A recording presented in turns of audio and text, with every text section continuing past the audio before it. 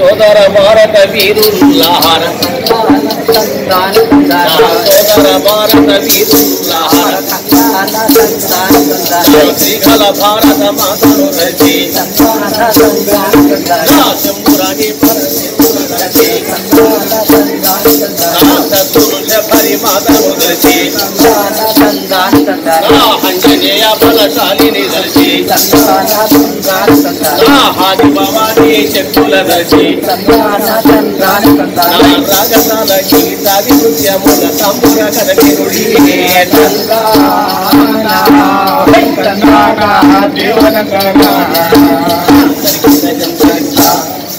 కామారెడ్డి కుమ్మరి పుట్టి ఈనాడు ముంబై ఆంధ్ర మహాసభలో కూడా మనము కార్యక్రమాన్ని చెప్పడానికి వచ్చాము.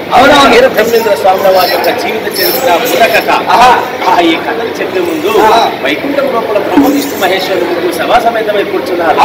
భూతల్లి ఏడ్చుకుంటూ ఉరపెట్టుకోవడానికి వెళ్ళింది. వెళ్ళి ఆ ముగ్గురు ముద్రతోని అఖిలాండ కోటి రాజా దేవదేవ రామయ్య శ్రీరామ రామ సప్తముద్రలు నేమొత్తగాని రామ రామయ్య శ్రీరామ రామ నరులను నేమోయదాలా దేవదేవ రామ రామయ్య శ్రీరామ రామ దేవదేవ సప్తకండపురు నేమొత్తగాని దేవదేవ రామ రామయ్య శ్రీరామ రామ దేవదేవ సప్తముద్రలు నేమొత్తగాని దేవదేవ రామ రామయ్య శ్రీరామ రామ దేవదేవ మానవుడు నేమోయదాలా దేవదేవ రామ రామయ్య శ్రీరామ రామ దేవదేవ తరికి గజం ధరిస్తా నెల్లూరు భీమ గంగయ్య భూతల్లి అంత కష్టాల బాధపడుతూ వైకుంఠానికి వెళ్ళింది. ఆ బ్రహ్మ విష్ణు మహేశ్వరుడు ముగ్గురు చూసి భూతల్లి నీ బాధలకు మేము చూడలేము, నీవు సరాసరి నువ్వు భూలోకానికి వెళ్ళు, నీ కష్టాలు మేము బాబడానికి వస్తున్నామని చెప్పేసి కాశీనగరం లోపల విశ్వనాథుడు వెళ్ళిన తర్వాత కోరిన వారికి కోరికలు ఇస్తున్నారు, అడిగిన వారికి ఆడకూతులు ఇస్తున్నారు, రంగు బంగారమైన ఇస్తున్నటువంటి ఆ యొక్క రాజవారు ఇలా ఉండగా బ్రహ్మాండపురం అనే ఒక గ్రామం ఉన్నది. బిడ్డ వినరండి వినరండి మీరంతా మేము వివరంగా చెప్తాము మరికొంత బ్రహ్మాండపురము బలి దివ్య నగరము బ్రహ్మాండపురము దివ్య నగరము బ్రహ్మాండపురము దివ్య నగరము నగరము నక్షటి కోటలు పేటలు వినరండి ఇక నీటైన పాఠాలు చెయ్యండి సరికేడ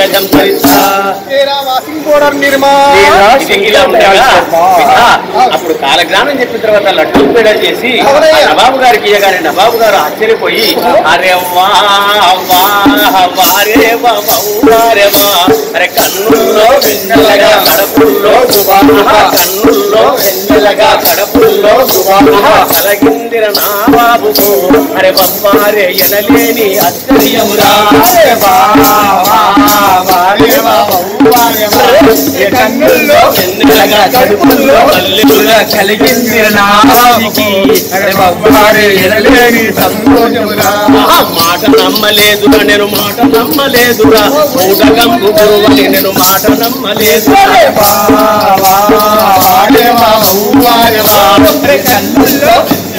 కడుపుల్లో పల్లెలుగా కలిగిందిర నా బాబుకు అరే బొమ్మారే ఎనలేని నమస్కారం. ఏకే తెలుగు మీడియాకు స్వాగతం సుస్వాగతం. ఈరోజు ది ముంబై ఆంధ్రమహాసభ అండ్ జిమ్ఖానా ఆధ్వర్యంలోని బుర్రకథ ప్రదర్శించడం జరిగింది. దానికి గాను ఆర్మూర్ నుంచి శ్రీ చౌకిలింగం గారు విచ్చేయడం జరిగింది.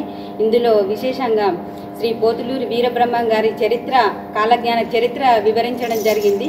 వారు ఈ ప్రదర్శన ఇవ్వడానికి గల కారణాలు ఏంటి, అలాగే వీరు ఎక్కడి నుంచి వీరు ఈ వృత్తిని ఎన్నుకోవడం జరిగింది, ప్రోత్సాహం ఎలా లభించింది, వారిని అడిగి తెలుసుకుందాం ఒకసారి. ఓం నమ శివాయ్. నా పేరు చౌకిలింగం. మా స్వగ్రామం ఫస్ట్ మగిడి పోషంపట్ ప్రాజెక్టులో పోతే మంతినికి వచ్చాము. మంతిని నుంచి ఇప్పుడు ఆర్మూర్లో స్థిర నివాసం ఏర్పాటు చేసుకున్నాం. నిజామాబాద్ జిల్లా తెలంగాణ ఆర్మూరు. అయితే ఈ కళ అనేది చిన్నప్పటి నుంచి నాకు వచ్చింది. నా చదువు 7వ తరగతికే ముగించుకున్న తర్వాత నేను ఈ కళ అనేదానికే అంకితమైన ఈ కళను అంకితం కావడానికి ఈ కళా గురువు అయినటువంటి మా తండ్రి గారు, మా తండ్రి చౌకి పెద్ద గంగారాం చిన్నప్పటి నుంచి నాకు వేషాలు వేపించడము, ఆటలు ఆడిపించడము, హార్మోన్ నేర్పడము, తబల నేర్పడము, కోలాటము ఇవన్నీ కూడా కాకుండా కర్రసాము ఇవన్నీ కూడా కొన్ని టెక్నికల్గా ఇవన్నీ చెప్తూ నాకు చిన్నప్పటి నుంచి కూడా చెప్తుంటే చాలా ఆసక్తిగా నేను చదవనేది బంద్ చేసినా కానీ కూడా దీంట్లో నిమగ్నమైన చిన్నప్పటి నుంచి మాకు సుందరకాండ, సత్యహరిచంద్ర, ద్రౌపది స్వయంవరం, సుగుణావతి, హల్లిరాణి, భక్త మార్కండేయ, మైరావణ చరిత్ర ఇటువంటి నాటకాలు ఎన్నో ఆడిపించాడు. దాని తర్వాత మేము నాటకాలు ఆడుతూ ఇబ్బంది పడుతూ ఉన్న సమయం లోపల ఒక బుర్రకథను తీసుకొచ్చి మా గ్రామంలో చెప్పడం జరిగింది. అతని పేరు గంధం నారాయణ. అతను చెప్పిన తర్వాత ఈ ముగ్గురితోనే ఈ బుర్రకథ నిలదీయచ్చు అనే ఉద్దేశంతో అతన్నే గురువుగా చేసుకొని ఈ బుర్రకథ నేర్పడం జరిగింది. నేర్చిన తర్వాత ఇప్పుడు 38 సంవత్సరాల నుంచి ఎన్నో గ్రామాలు, ఎన్నో మండలాలు, ఎన్నో జిల్లాలు, ఎన్నో స్టేట్లు తిరిగినా, దాంతోపాటు మొన్న మలేషియా కూడా ఇతర దేశాలు కూడా పోయి తిరిగి వచ్చిన. ఇది కూడా రవీంద్ర భారతిలో చెప్పినాం, శ్రీశైలం చెప్పినాం, కాశీలో చెప్పినాం, కన్యాకుమారి చెప్పినాం, ఆశ్రమాల్లో, గుళ్ళల్లో, ఇక్కడ ఆంధ్రమా సభకు బొంబాయికి ఇది 3వసారి రావడం. అంటే ఇంతకుముందు బుర్రకథ, కళా నాటకాలు ఇవన్నీ ఉన్నప్పుడు ఎవరు కూడా కొద్దిగా ఆదరణ లేకుండే. ఇప్పుడిప్పుడే దీన్ని ఆదరణిస్తున్నారు. ఎందుకంటే టీవీలు, రేడియోలు, సెల్ ఫోన్లు ఇవన్నీ చూస్తూ వాళ్ళకి విసుకొచ్చేస్తున్నది. ఇప్పుడు మళ్ళా పురాతనమైనటువంటి కథలను మనం ఖచ్చితంగా వినాలని చెప్పేసి ఒక శ్రద్ధ వచ్చింది. మేము పల్లెటూర్లకు వెళ్ళి కథ చెప్పదలికి వెళ్తే వాళ్ళు నాడు ఎట్లయితే వచ్చేసి సాపలు బొంతలు వేసుకొని కూర్చుంటుండ్రో ఇప్పుడు కూడా అదే విధంగా వచ్చి సాపలు బొంతలు వేసుకొని కూర్చొని వాళ్ళకు 3 గంటలు 4 గంటలు ఎంత చెప్పినా కానీ ఇంకా చెప్పు అంటున్నారు. ఆర్తి ఇస్తే అంటే ఎప్పుడు ఆర్తి కాదు, ఇంకా 2 పాటలు పాడండి అని చెప్పేసి అంత ప్రోత్సహిస్తున్నారు పబ్లిక్. మా కళాకారుడికి కావాల్సింది ఇదే. ప్రజలకు శోభితం మంచి ప్రభువు మంచిగా ఉంటే, ప్రభువుకు శోభితం ప్రజలు మంచిగా ఉంటే, ఆటకు శోభితం తాళతమ్యం ఉంటే, తాళతమ్యముకు శోభితం ప్రజలు అధికంగా ఉంటే, పెళ్లికి శోభితం తిండ్లు మంచిగా ఉంటే, సావుకు శోభితం ఏడుపులు ఉంటే, ఆ విధంగా మేము గ్రహించి మాకు ఆదరణ చేస్తున్నారు. కాబట్టి వాళ్ళ అభిమానమే మా కళను బ్రతికిస్తున్నది.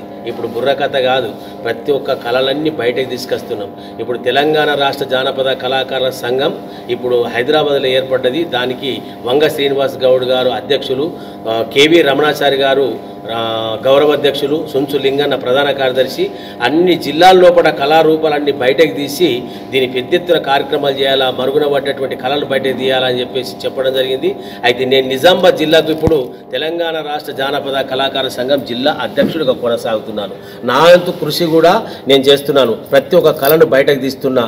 వాళ్లకు ఐడెంటి కార్డు తెప్పియడము, వృద్ధులకు వాళ్ళకు పింఛన్లు తెప్పియడము, ఇంకా కొందరికి అవార్డులు ఇప్పించడము. రవీంద్ర భారతిలో ఇప్పుడు ఎందరికో అవార్డులు ఇప్పించడం. నగదు పురస్కారం కొండలరావు ఫౌండేషన్ ద్వారా నగదు పురస్కారం 10,000 రూపాయల చొప్పున వాళ్ళకు ఘనంగా సన్మానం చేస్తున్నాం.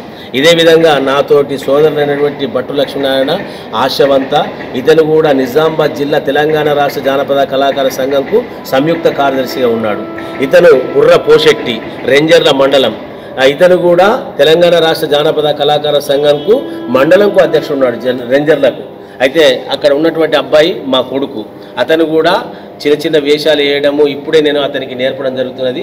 ఇది మొట్టమొదటి ఆంధ్రమా సభకు తీసుకొచ్చి అతని వేషాలు వేయించి చేయడం జరిగింది. అతను కూడా ఆర్మూర్ మండలంకు కోశాధికారిగా వ్యవహరిస్తున్నాడు కళాకార సంఘంకు. ఈ కళాకారుల సంఘం ఎప్పుడైతే పుట్టిందో మా తెలంగాణలో, ఆ తెలంగాణ వచ్చేసరికి మేము కళను అభివృద్ధి చేస్తున్నాం, మా కళను ప్రోత్సహించుకుంటున్నాం, మేము చెప్తున్నాం, వాళ్ళ ఆదరణ మేము పొందుతున్నాం. ఇటువంటి కార్యక్రమం చేస్తున్నందుకు మాకు ఎంతో చాలా సంతోషం అనిపిస్తుంది. ఒక పూట అన్నం లేకుండా ఒప్పుకుంటాం, కానీ కళ అంటే మాకు పిచ్చి. ఎక్కడంటే అక్కడ వెళ్తాం, ఎంత దూరం అంటే అంత దూరం వెళ్తాం.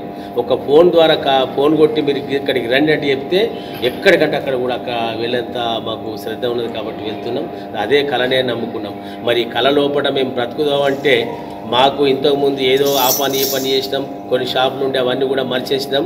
ఎవరి వాళ్ళకి అప్పేసి కళనే అని నమ్ముకొని బతుకుతున్నాం.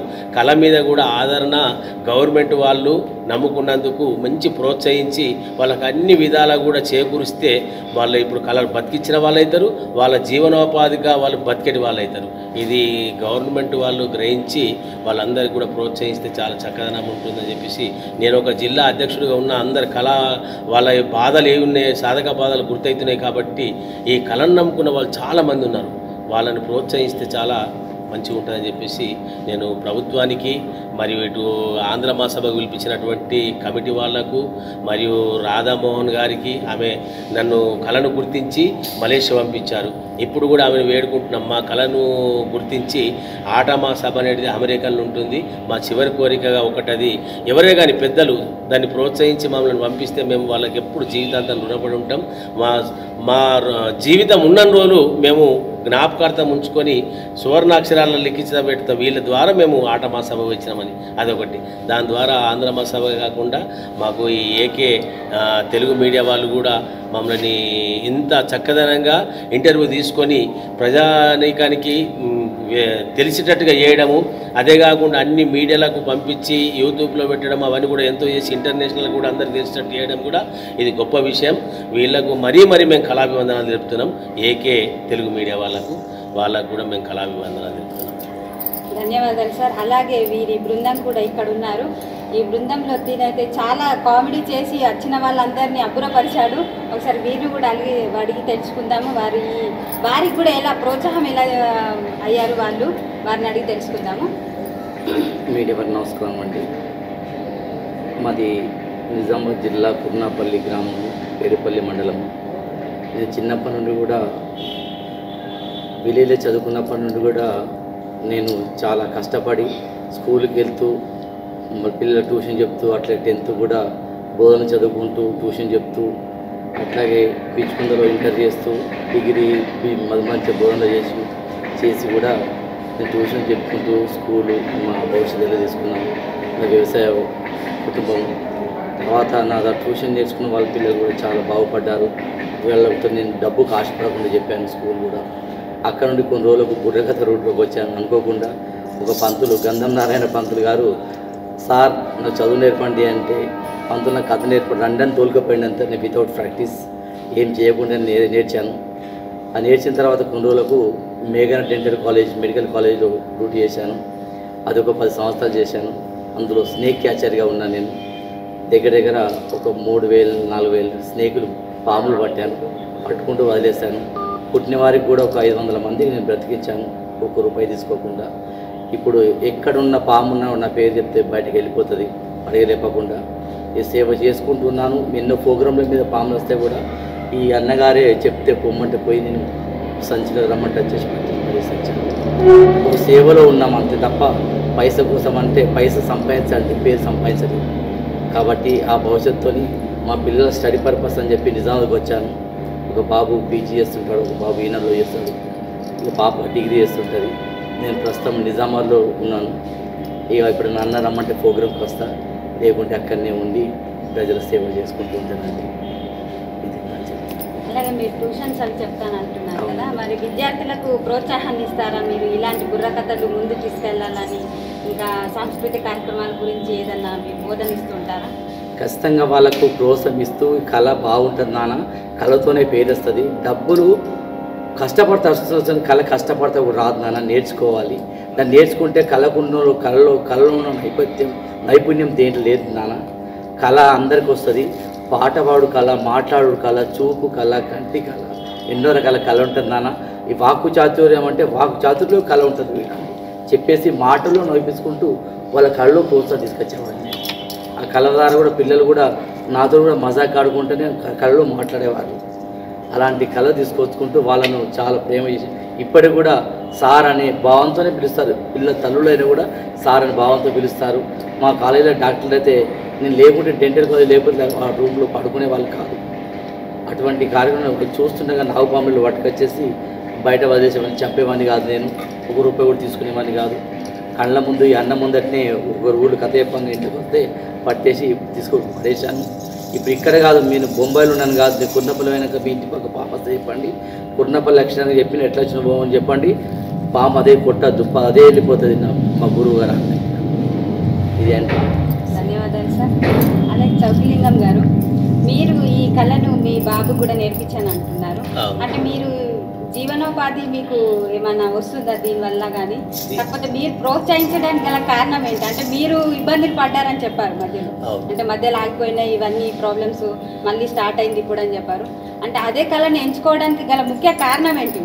అంటే కళ మీద ఆసక్తే వాస్తవంగా కళ మీద ఆసక్తి, కళ చెప్తుంటే పబ్లిక్ అందరూ చప్పట్టు కొట్టి వారెవా చౌకలింగం అంటే ఇక కళ్ళపొట్టు నీళ్ళు వస్తాయి సంతోషాన్ని పట్టలేక. అది ఒకటే ప్రోత్సాహంతో. అదే కాకుండా మా నాన్న మంచి స్త్రీ వేషగాడు, నాటకాలాడి నాకు నేర్పాడు. నేను కూడా మా పెద్ద అబ్బాయికి నేర్పి మొన్న కలెక్టర్ గ్రౌండ్లో కలెక్టరు యోగితా రాణా ఆధ్వర్యం లోపల ప్రోగ్రామ్ చేసి జానపద జాతర లోపల చాలా బ్రహ్మాండంగా కార్యక్రమం చేసిన నా పెద్ద కొడుకుని. తర్వాత మా నడుపు కొడుకుని మలేషియా తీసుకెళ్ళిన బుర్రకథని. ఇప్పుడు ఈ చిన్న కొడుకుని ఇప్పుడే మొట్టమొదటిగా వేషాలు వేపించి ఆంధ్ర మహాసభకు తీసుకురావడం జరిగింది. అయితే వీళ్ళ లోపల కళ చాలా ఉన్నది. నా కొడుకులకు, ముగ్గురు కొడుకులకు చాలా కళ ఉన్నది.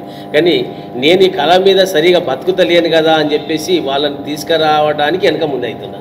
అయినా కానీ మళ్ళీ నాకు కూడా మనసు ఒప్పుతలేదు. కళని నమ్ముకున్నాం, కళనే కావాలా, కళతోని పబ్లిక్ చెప్పాలా, మంచిది చెడ్డది అన్నీ కూడా వివరించి చెప్పచ్చు.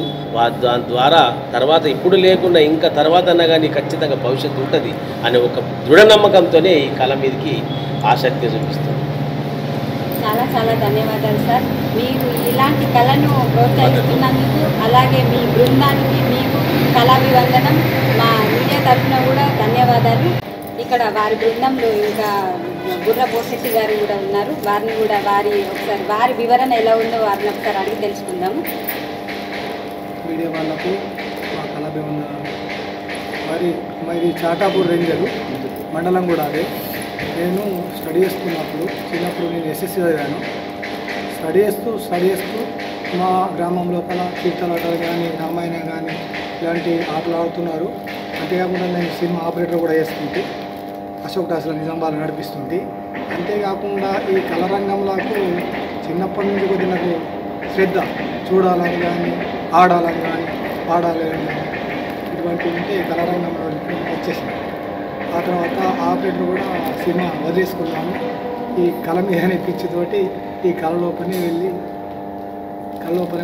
ఇప్పటికి మీకు కూడా చాలా చాలా ధన్యవాదాలు సార్.